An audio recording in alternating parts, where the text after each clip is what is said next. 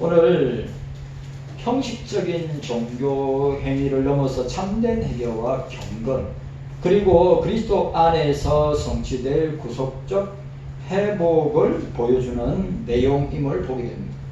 우리가 기억해야 될 것은 이사야서는 이 메시아와 임마누엘과 고난의 종과 또 남은 자들, 그리고 여호와의 날, 심판의 날, 이런 핵심적인 단어들을 저와 여러분들이 기억해야 합니다. 우리가 57장의 내용을 우리가 살펴봤고 58장에 나타난 내용을 우리가 이제 서론적으로 우리가 배경을 살펴보고 또 핵심 단어를 주의하고 또 구속사적인 입장에서 본문을 생각해 보도록 하겠습니다. 오늘 첫 번째 우리가 살펴보아야 될 것은 이 시대적이고 역사적이고 정치적이고 종교적이고 사회적인 배경을 우리가 보게 됩니다. 저는 이 장면을 볼 때 뭐가 생각나냐면요, 지금 대한민국의 정부와 국회와 교회의 모습을 떠오르게 됩니다. 꼭 오마주한 것처럼 이 나타난 배경의 모습과 비슷하다고 하는 것을 보게 됩니다. 자, 이사야서 후반이 이사야 40장에서 66장까지입니다. 그는 이 이사야 40장부터 66장까지는 바벨론 포로기 이후에 예루살렘으로 돌아온 남은 자들. 유황수 다락방에서 잘 쓰는 게 렘넌트입니다. 렘넌트가 뜻이 남은 자들입니다. 이사야에서 아주 중요한 사상이 남은 자입니다.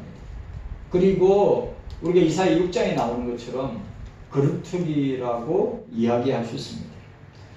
궁극적으로 오실 메시아와 그리고 주님의 나라를 바라보면서 구속사적인 예언의 성격을 지니고 있는 것이 오늘 이사야서이면서도 특별히 오늘 이사야 58장을 우리가 보게 됩니다. 이사야 58장은 남유다 백성이 하나님 앞에서 저지른 종교적 위선과 사회적 부패를 날카롭게 지적하고 있는 것입니다. 여러분이 생각해 보세요. 지금으로부터 2700년, 750년 전에 이사야를 통해서 기록한 말씀인데 그때나 지금이나 다르지 않다. 사람은 똑같다. 이해가셨어요? 2750년 전에 이사야 시대의 죄인들이나 2750년이 지난 이 시대의 죄인들은 다르지 않다. 같다. 또 둘이 기적이다. 59, 100보다. 진짜 맞습니다. 자, 우리가 먼저 생각해야 될 건 역사적 정치적 배경을 보면 됩니다. 먼저 포로기 및 포로기한의 상황 가운데 오늘 58장 내용을 우리가 전개하고 보게 되는데 이스라엘 백성은 국가적 파멸과 남유다가 멸망당했죠.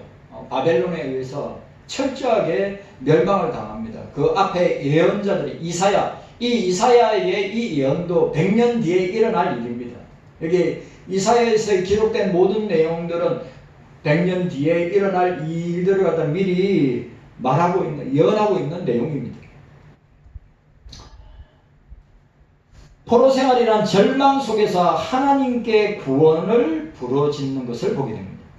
그러나 백성들은 자신들의 죄악과 불순종 때문에 심판을 받고 있음에도 불구하고 깨닫지 못하고 여전히 외형적인 종교 행위로만 하나님의 은혜와 정치적 국가적 회복을 얻으려고 구하려고 하는 장면을 보입니다. 여러분, 그러니까 오늘 이 남유다 이 이사야가 예언 활동을 하던 그 시대적 상황이나 그 100년이 지나고 난 뒤에 망하게 될 남유다의 상황이 다르지 않다고 하는 것을 보여주고 있는 것입니다.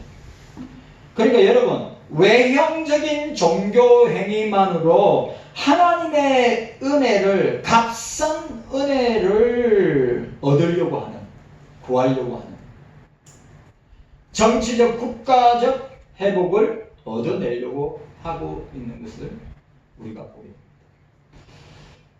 이 말은, 자, 이 당시에 주권의 상실과 영적인 혼란의 시대임을 보게 됩니다. 무슨 말이냐? 정치적 주권을 잃어버린 상황 가운데, 왜? 바벨론에 멸망을 당했으니까.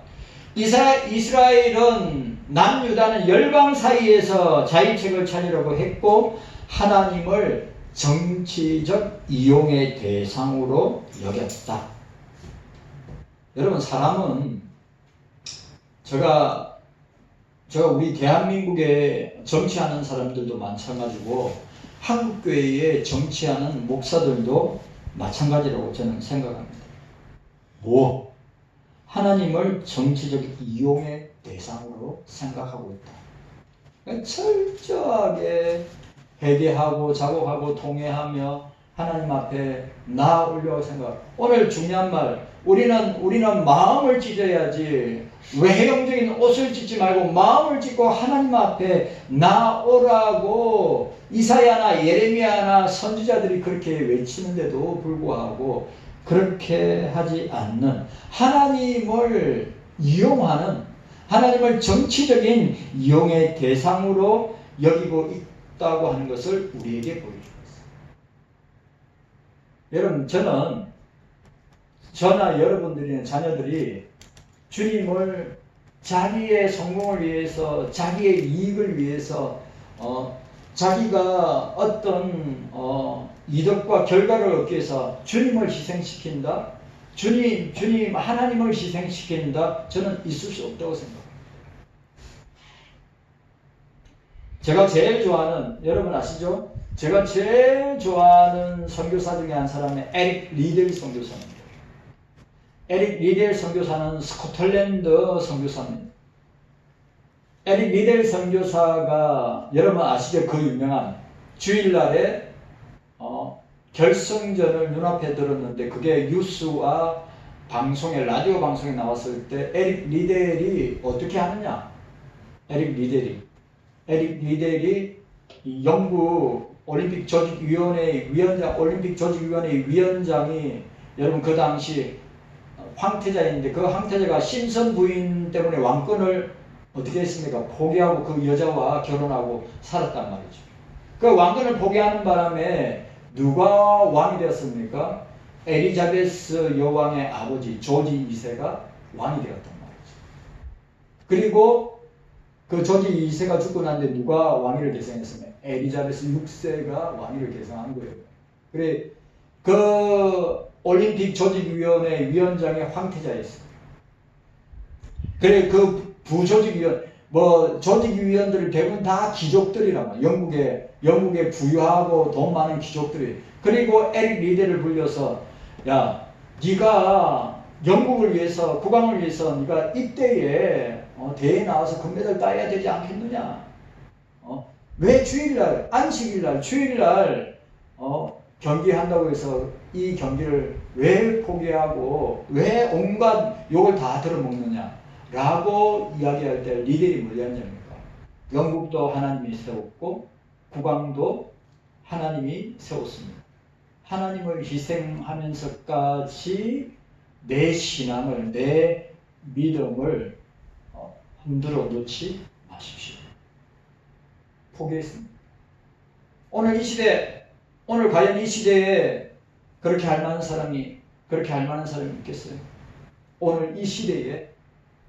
그래, 금메달 따면 부와 명예가 다 따라오는데. 여러분, 우리가 신앙에 있어서는 타협이 있어서는 아니 됩니다. 여러분, 우리가 주님과의 관계에서 우리가 주님을 희생하면서까지 내 앞날에, 내 성공에, 내 미래를 위해서 주님을 희생하고 하나님을 희생한다? 저는 그것이 절대 주님을 기쁘시게 하지 못하는 행위라고 저는 생각합니다. 여러분, 에릭 리델이 그렇게 포기하고 난 뒤에 어떻게 된 줄 아십니까? 하나님이 금메달 딸 수 있는 길을 열어주세요. 여러분, 자기를 하나님을 희생시키지 않고 주님을 희생시키지 않고 자기가 포기하고 자기가 희생하니까 주님께서 길을 열어주셨습니다. 그래서 어떻게 된지 아십니까? 금메달 땄습니다. 세계 신기록도 세웠습니다. 여러분, 100m 선수가 400m, 여러분 아시죠? 400m에 나갔단 말이죠. 아니, 단거리 종목 선수가 어떻게 중장거리 종목에 나가서 금메달을 딸 수 있냐 이 말이죠. 못 답니다. 여러분 아시죠? 저는 그 장면을 전 평생 잊지 못한 장면.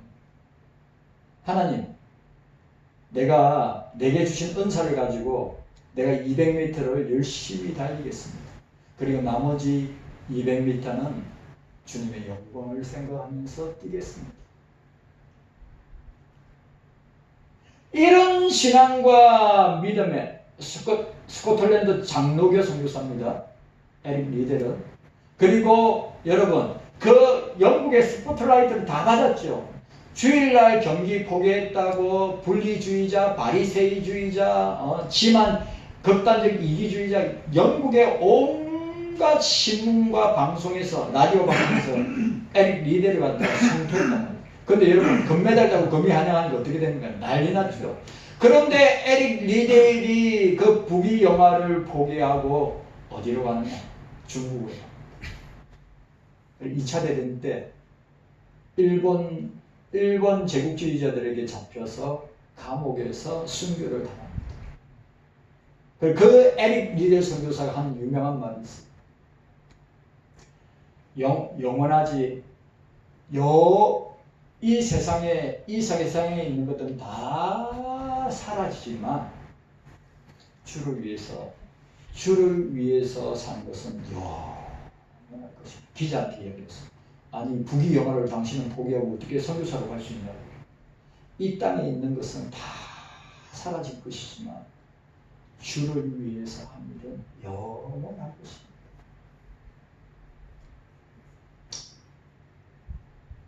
오늘 저와 여러분들이 하나님을 보세요. 하나님을 정치적인 이용의 대상으로 사용하는 사람, 자기의 성공과 자기의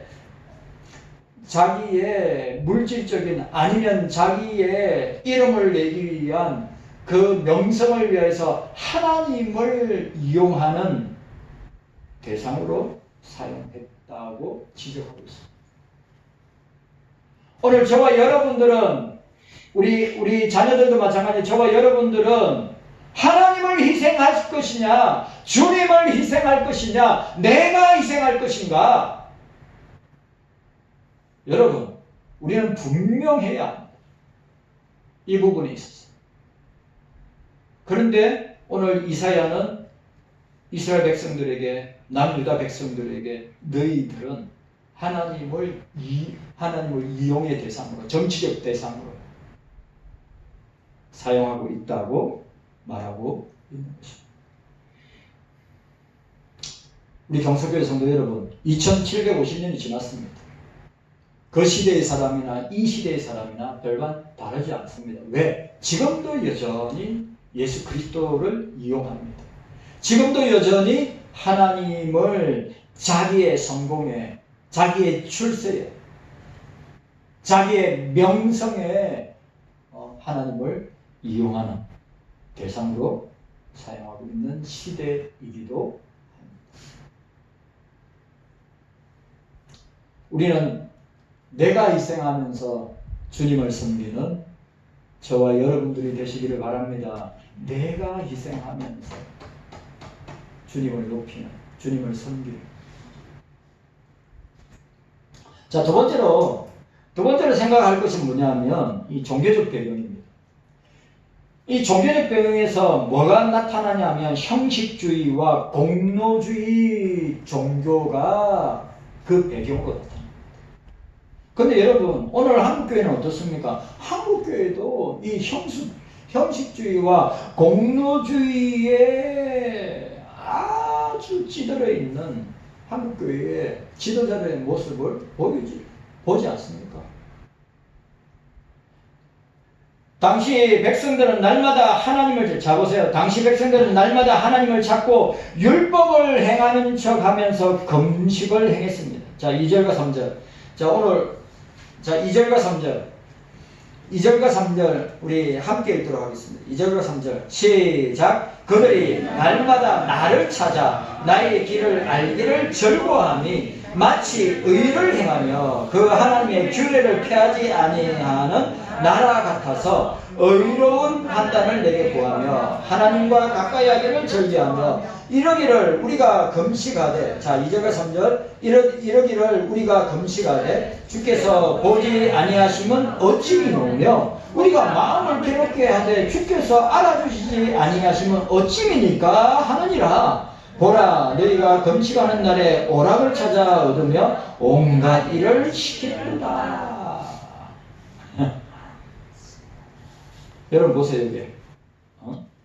여기 이 모습이 그 시대의 모습이나 우리의 모습이 다르지 않다고 하는 것을 우리가 보게 됩니다. 그들의 금식은 하나님과의 인격적 관계나 진정한 회개에서 비롯된 것이 아니라 내 금식은 내가 금식했는데 하나님이 알아주셔야 되는데 하나님이 안 알아주시면 어떻게 합니까? 하나님이 은혜를 주시고 복을 주셔야 하는데, 이게 얼마나 재밌는 표현이에요.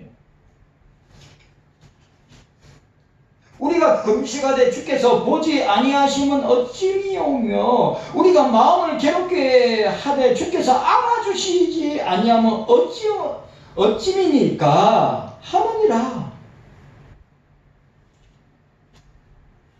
우리가 그럴 때 얼마나 많아요. 어린아이 떼쓰는 것, 꼭 어린아이 떼쓰는 것 같아요. 공로주의적 주설적, 자, 이 완전 뭡니까? 공로주의적 주설적 사고에 사로잡혀 있는, 그러니까 이 한마디로 말하면 마음이 빠져 있는 종교적 열심이다. 경숙교회 성도 여러분들, 오늘 제가 이 설교를 하면서 저와 여러분들뿐만 아니라 한국교회도 마찬가지고 목사들도 마찬가지고 교인들도 마찬가지고 이사야가 얼마나 외형적인 것에는 그렇게 민감하게 반응하면서 마음에서는 나를 떠났다. 예수님이 가장 많이 인용한 구절이 구약의 말씀이 이사야 말씀이란 말이에요.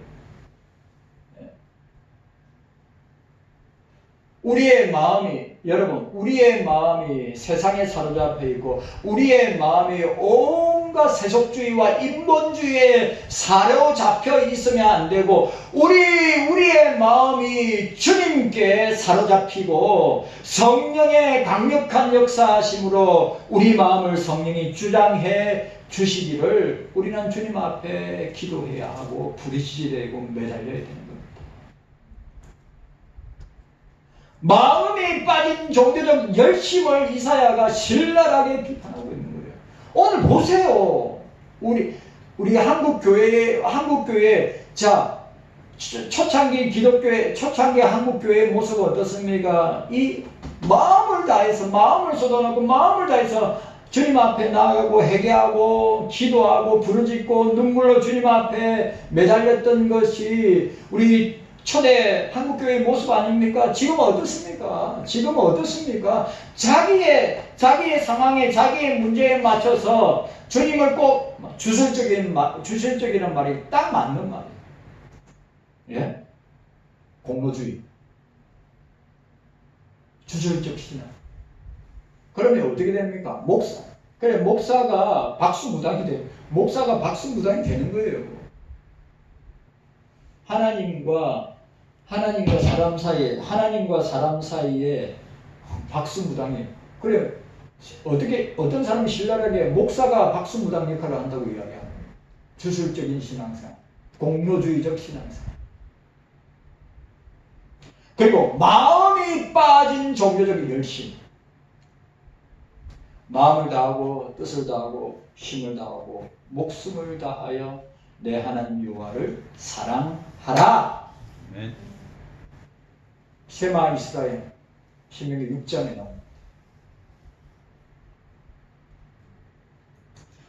종교적 의식, 금식, 절기, 제사, 예배, 예물, 헌신 철저하게 지켰으나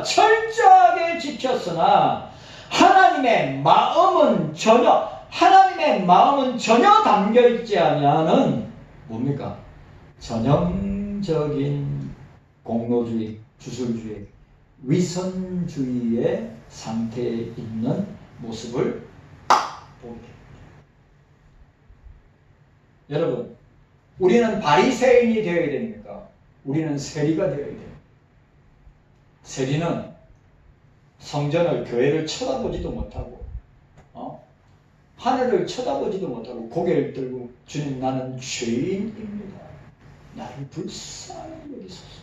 그런데 바리새인 주님 저 세리와 같지 아니함을 감사합니다. 나는 금식도 하고 나는 11조도 바치고 나는 열심히 주를 섬겼습니다. 오늘 한국교회에 오늘 저와 여러분들 가운데 어떤 신앙의 세리의 신앙으로 믿음으로 세리의 마음으로 하나님 앞에 서는가 아니면 바리새인의 신앙과 믿음과 마음으로 서는가 항상 저와 여러분들이 이 말씀 앞에서 우리 자신을 돌아봐야 될 줄로 믿습니다. 아멘. 세 번째, 사회적 배경입니다. 불의와 착취가 행행하는 백성들은 금식하는 날에도 자기의 오락을 구하고 일꾼들에게 온갖 가중한 노동을 시켜 착취했다고 했습니다. 자, 3절에 보니까 뭐라고 되어 있어요? 오늘 3절 하반절에 뭐라고 되어 있습니까? 너희가 금식하는 날에 오락을 찾아 얻으며 온갖 일을 시키는도다 라고 했습니다. 그리고 다툼과 폭력이 난무하는 시대였습니다. 자, 4절 말씀. 자, 4절 말씀 함께 읽도록 하겠습니다. 4절 말씀입니다. 시작. 보라, 너희가 금식하면서 다투며 싸우며 악한 주먹으로 치는도다. 너희의 오늘 금식하는 것은 너희 목소리로 상달케 하려 하는 것이 아니라고 말씀하고 있습니다. 종교적인 금식을 행하면서 서로 다투고 흉악한 주먹을 쳤다고 했습니다. 가난한 자, 굶주린 자, 오갈 데 없는 이웃을 외면하고 사회의 약자들을 눌러서 그들을 어떻게 합니까? 착취합니다. 여러분, 2700여 년 전에 이스라엘이나 지금 이 시대의 우리 대한민국과 한국교회의 모습이 별반 다르지 않다고 하는 것을 저와 여러분들이 보게 됩니다. 그러니까 뭡니까? 이 58장에 나타난 시대적인, 정치적인, 역사적인, 정치적인, 종교적인, 사회적 배경을 보고 얼마나 타락했는가, 얼마나 부패했는가. 전적인 타락, 전적인 부패, 전적인 무능, 한 존재가 죄인인 인간입니다. 오늘 우리 장 집사님하고 갈빈의 기독교학을 공부하면서 여러분, 인간에게는 선한 것이 죄밖에 없습니다. 인간에게 유일한 위로가 있다면, 인간에게 유일한 소망이 있다면 예수 그리스도. 확실합니까? 예수 그리스도만이 그 시대나 이사야는 오실 메시아를 보면서 이사야는 오실 메시아가 새롭게 새하늘과 새 땅 도래할 그 주님의 재림과 심판을 내다보면서 이사야가 선포한 것처럼 오늘 저와 여러분들, 이 시대를 살아가는 저와 여러분들에게 유일한 소망이 뭐냐? 바로 예수 그리스도 한 분밖에 없다. 우리가 이 58장을 보면서 인간은 전적으로 타락하고 인간은 전적으로 무능하고 인간은 전적으로 부패한 존재이다. 죄로 말미암아 멸망당할 수밖에 없는 죄인들이다. 그리고 이사야 시대에 그들에게 유일한 위로와 소망이 있다면 메시아, 고난의 종, 임마누엘, 하나님의 아들 예수 그리스도밖에 없음을 우리는 보게 됩니다. 여러분, 예수 그리스도만이 우리의 유일한 소망이고 위로고 우리의 유일한 구원자가 되신다. 아멘. 이거 확실해야 합니다. 아멘. 자, 그러면 오늘 이 58장에 제가 좋아하는 종교개혁자 존 칼빈은 요 58장을 주석을 이렇게 했습니다. 칼빈은 58장을 주석하면서 종교적인 위선에 대한 강력한 경고와 함께 외적인 의식과 내면의 경건의 사이의 관계를 엄격하게 구분해. 외식적인 행위와 내적인 경건. 여러분, 나는 우리 지금 개혁주의, 여러분 보세요. 개혁주의, 칼빈주의 이야기하면서 학동이나 학신이나 고신에서 교수들이 어떤 단어를 쓰냐? 영성이라는 단어를 써요. 영성입니다. 이건 천주교 용어입니다. 그런데 아무렇지도 않게 영성이라는 단어. 뻔질하게 얼마나 잘 쓰는지. 칼빈이 가장 중요하게 생각하는 경건입니다. 경건. 오늘 보세요. 외적인 의식과 내면의 경건의 사이의 관계를 엄격하게 구분하고 있다. 자, 첫 번째로 우리 1절에서 5절 칼빈이 주석하는 것, 외적인 의식에 대한 비판을 칼빈이 하고 있습니다. 칼빈은 위선자들은 하나님을 예배하는 외적 형태만 갖추면 하나님이 만족시킬 수 있다고 착각합니다. 여러분, 이거 중요한 말입니다. 위선적이란 말은 다른 말이에요. 종교인이란 말이에요. 종교인. 거듭나고 중생받고 회심한 성도가 아니라 위선자들은 하나님을 예배하는 외적인 형태만 갖추면, 오늘 보세요. 한국의 화려한 예배당과 화려한 예배의 형식을 통하여서 칼빈이 지적하는 말이 틀린 말이 아니죠. 외적 형태만 갖추면 하나님이 만족하실 것이다. 주님이 만족하실 것이다. 착각하고 있습니다. 그러나 하나님은 마음이 없는 껍데기 예배를 미워하십니다. 여러분, 우리는 중심을 들여야 됩니다. 마음을 들여야 됩니다.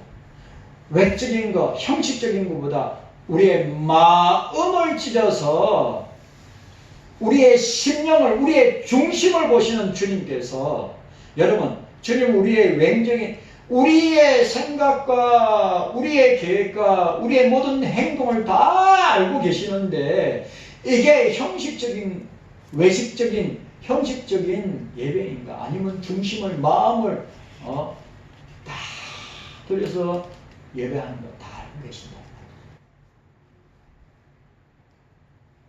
위선자들의 금식은 하나님을 향한 순종이 아니라 하나님을 조종하려고 하는 이기적인 시도에 불과하다. 자, 두 번째, 6절에서 7절. 참된 경건은 뭐냐? 하나님을 사랑하고 이웃을 사랑하는 것이다. 참된 경건. 칼빈은 하나님에 대한 참된 경건은 반드시 하나님 사랑과 이웃 사랑과 정의로 열매를 맺어야 한다. 행위의 열매를 맺어야 한다. 오늘 기독교 학문 공부하면서 여러분, 참된 구원, 회심하고 중심하고 거듭난 사람, 참된 신앙인에게는 반드시 뭐가 나타나야 되나? 행위의 열매가 나타나야 한다. 믿음이 있다 하면서 행함이 없는 믿음은 죽은 믿음이라고 말하는 것이 그 말이 딱 맞는 거예요. 구원받은 은혜, 내가 예수로 말미암아 구원받은 주님의 자녀이면 반드시 그리스도인에게는 반드시 행위가 따라와야 된다. 행함이 따라와야 된다. 어려운 사람들, 오늘 이사야적으로 표현하면 이웃을, 과부를, 어려운 사람들을 돕고, 우리가 선교사님 수술한다고 우리 교회적으로 볼 때 힘에 지나도록 선교사님 수술이 됐습니다. 우리 교회 입장으로 볼 때 그게 다 뭡니까? 주님의 은혜 받은, 구원의 은혜를 받은 주의 백성들의 모습이고 행위고 삶이고 또 행함이 있는 믿음이라고 하죠.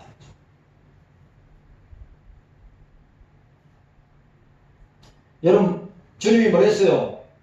열매로 보라고 하셨습니다. 오늘 저와 여러분들을 주님이 뭘로 판단하십니까? 열매가 있느냐 없느냐로 판단. 여러분, 그래, 칼빈이 지적한 대로 우리가 행위로 구원받는 거 아니에요. 이해 갔습니까? 행위로 구원받지 않습니다. 우리는 내가 착하게 살고 어렵게 살고 내가 불의에서 돕고 내가 가진 물질로 많은 사람들을 후원하고 돕고 그 행위로 구원받는 것이 아니라 예수 그리스도를 믿음으로 말미암아 구원받았기 때문에 그 은혜로 내가 나누고 베풀고 선을 행하는 것입니다. 아멘. 천주교의 이론은 뭡니까? 공덕 축처선. 공덕을 많이 쌓아야 구원을 얻는다고. 공덕을 많이 쌓아야 지옥에 가든 연옥에 가든 그 부모들이 그 자식들 때문에 어떻게 해요? 예? 구원을 받아서 지옥에서 연옥으로, 연옥에서 천국으로 간다고 이야기하지 않습니까? 성경에 없는 거지만. 여러분, 주님은 열매를 보십니다. 아멘입니까? 우리의 열매를 보신단 말이에요. 그래, 갈비는 참된 경건이 뭐냐? 하나님 사랑, 이웃 사랑을 실천하는 것이다. 하나님 사랑과 정의를 열매로 맺어야 한다. 이웃의 고통을 외면한 채 하나님께 드리는 금식은 거짓이다. 종교적 행위와 열심이 거짓이다. 갈비니. 금식의 본질은 육신의 정욕을 죽이고 내 재물과 절제하는 것으로 굶주린 이웃을 섬기는 데 있다. 자, 마지막으로 갈빈이 8절에서 14절. 갈빈은 이렇게 이야기합니다. 순종에 따른 하나님의 은혜를 이야기하고 있습니다. 하나님이 약속하신 회복, 치료, 또 물된 동산, 인간의 공로에 대한 대가가 아니라, 자 보세요. 인간의 공로에 대한 대가가 아니라 참된 믿음과 순종을 통하여 역사하시는 하나님의 은혜의 결과이다. 뭐요? 하나님이 약속하신 회복은 인간의 공로의 대가가 아니라 참된 믿음과 순종을 통해서 역사하시는 하나님의 은혜의 결과입니다. 우리에게 공로는 0.000 무한대로 가도 없다. 자, 13절, 14절. 13절, 14절이, 자, 13절, 14절이 안식일 준수에 대한 겁니다. 안식일을 거룩히 지키는 것은 단순히 일을 쉬는 것이 아니라, 그 다음 말이 중요합니다. 칼빈이 안식일을 거룩하게 지키는 것은 단순히 일을 쉬는 것이 아니라 자기의 뜻과 즐거움을 내려놓고 오직 하나님 안에서 즐거움을 찾는 영적인 안식을 발휘한다. 무슨 말입니까? 주일은, 안식일은 온전히 지켜야 한다. 얼마나 유혹이 많은 시대.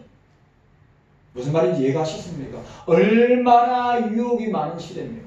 안식일, 주일날. 그런데 오늘 갈비는 뭐라고요? 자기의 뜻과 즐거움을 내려놓고, 이 말은 포기하고 오직 주님 안에서 즐거움을 찾는 영적인 안식을 의미한다. 여러분, 주일날은 영적인 안식 아니에요. 안식. 여러분, 또 중요한 거, 영원한 안식이 있어요. 언제입니까? 주님의 부름을 받아 천국에 갔을 때 영원한 안식의 예표입니다. 깨닫는 은혜가 저와 여러분들에게 있기를 주의 이름으로 축원합니다. 아멘. 여러분 기억합시다. 오늘 이사야 58장, 이사야 58장의 30 배경 부분을 생각했습니다. 시대적, 역사적, 종교적, 사회적, 정치적 배경을 보았습니다. 그래, 이 내용을 보니까 대한민국의 모습과 다르지 않고 한국교회의 모습과 다르지 않다. 똑같다. 여러분 아시죠? 이사야 선지자가 60년 동안 외쳤습니다. 이사야 선지자가 60년 동안 외쳤다고. 근데 망했습니다. 정말 아이러니하죠. 그렇게 주의 말씀을 계시를 받고 외쳤는데 회개하고 돌아오는 사람이 없습니다. 그게 슬픈 거다. 그게 마음이 아픈 거다. 그래서 이사야도 그 모습을 보면서 울고, 예레미야도 그 모습을 보면서 울고, 심히 선지자들은 그 모습을 보면서 울었던 것입니다. 오늘 이 시대의 대한민국과 한국 교회를 보니 저와 여러분들도 바르지 않다. 회개하고 돌이켜서 주님 앞에 나아가야 살 수 있다.